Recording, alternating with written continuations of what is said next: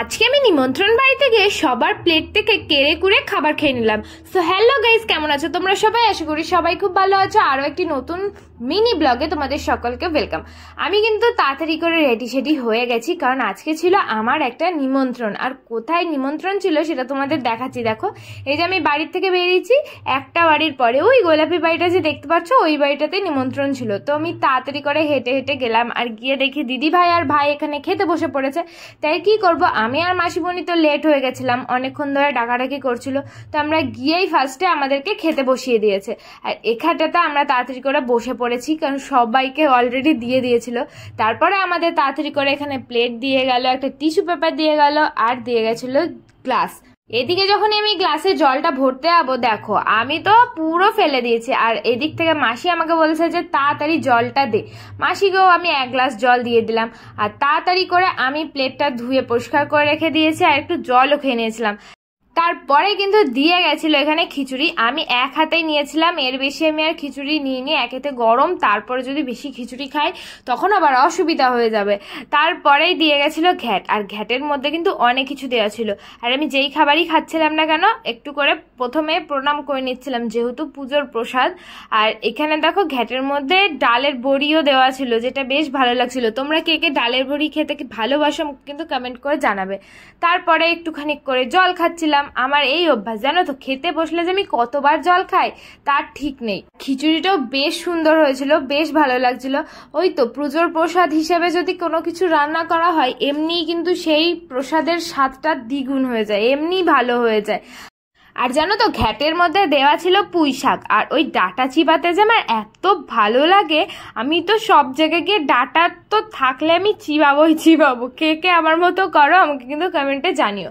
দেখেছো খিচুড়িটা কতটা ঘন ছিল, কি ভালো লাগছিল।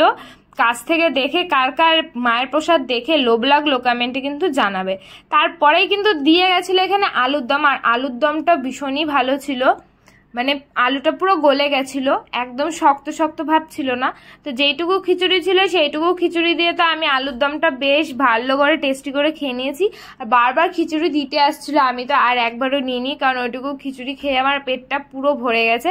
আর এই যে আবার এই যে জল তৃষ্ণা পেয়ে গেছে, জল যে কত খেয়েছি, জল খেয়ে আমি পেট ভরিয়ে দিয়েছি। গরমকালে আমার কিচ্ছু ভালো লাগে না, শুধু জলটাই ভালো লাগে জানো তো খাওয়ার সময়। তো বসে বসে আমি খিচুড়িটা খাচ্ছিলাম, যেটুকু গ্রেভি ছিল সেইটুকু ভাবলাম আর খাবো না, সাইড করে রেখে দিয়েছি। এবার বসেছিলাম যে কতক্ষণে চাটনিটা আসবে, কারণ চাটনি আমার খুব ভালো লাগে। আর সেই আমের চাটনি ছিল। আর যখনই আমি একটুখানি কাজু বাদামটা মুখে দিলাম, এত দারুণ হয়েছিল চাটনিটা, কি বলবো, খুব টেস্টি হয়েছিল। আমি তো ভাবছিলাম আমাকে একটাও আম দেয়নি কেন, তাই আমার পাতের চাটনিটা খেয়ে দেখলাম দিদি ভাইকে দিয়েছে একটা আমের টুকরো, আমি দিদি ভাইয়ের প্লেট থেকে নিয়ে নিয়েছি। আমার এত ভালো লাগছিল কি বলবো। তারপরে দিদি ভাই তো কাজু কিশমিশ খায় না, তাই আমাকে বললো যে তুই নিয়ে নে। আমি ওইদিকে কাজু কিশমিশ নিয়ে নিলাম, আর অপেক্ষা করছিলাম চাটনি শেষ হয়ে যাচ্ছে, কতক্ষণে আমাকে পাঁপড় দিয়ে যাবে।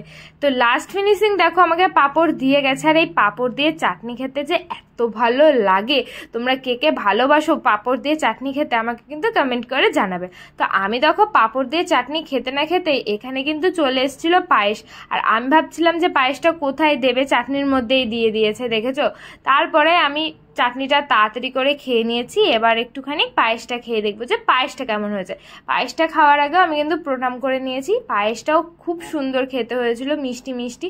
আর আমার চিনির পায়েসই ভালো লাগে, অনেকে গুড় দিয়ে পায়েস করে, আমার ভালো লাগে না গুড়ের পায়েস, যেগুলো লাল লাল হয় আর কি। পরেই দিয়ে গেছিল কিন্তু একটা রসগোল্লা। আর রসগোল্লাটা খাওয়ার আগে এই যে আমি পুরো রস চিপে নিয়ে পুরো মনে হচ্ছে ছানাটা খেয়েছি। এইভাবেই আমি অর্ধেকটা মিষ্টি খেয়েছি, কারণ আমি মিষ্টি খাই না, তাও কেন দিয়ে যাই কে জানে। তো খাওয়া দাওয়ার পরে আমরা ওপরে গেছিলাম। আর হ্যাঁ, কোনো পুজো ছিল না, এই বাড়িতে যজ্ঞ ছিল, তাই আমরা প্রথমে ওপরে গেছিলাম না। দেখো কত সাধু সন্ন্যাসী ছিল এখানে, যজ্ঞ করছিল। তো ওই দেখে আমরা টুকটুক করে আবার নিচে চলে এসেছি, কারণ ওখানে বেশিক্ষণ বসেও ছিলাম না, সবাই বাড়ির লোক বসে যজ্ঞ করছিল। তো বন্ধুরা, আজকের ভিডিওটা কেমন লাগলো জানিও, ভালো লাগলে লাইক শেয়ার করো, আমার পেজটা ফলো করো। তো দেখা হচ্ছে next video. Bye bye, love you.